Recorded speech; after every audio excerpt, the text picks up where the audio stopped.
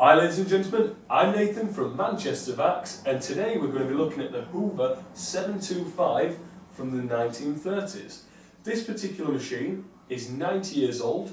It's been fully refurbished and polished. As you can see, it's looking absolutely beautiful, and it is ready to live in our in-house museum. So let's take a look how it performs.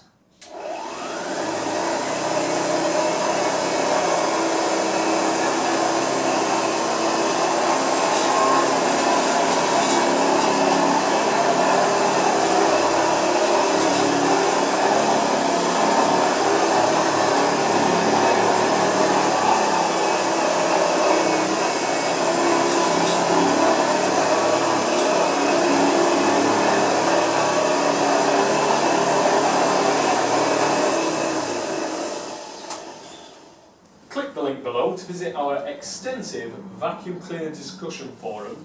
On our forums, you can not only find the rebuild topic for this particular machine, but also thousands of other Dyson, Sebo and other vacuum related topics. Please subscribe to our YouTube channel, and thank you for watching.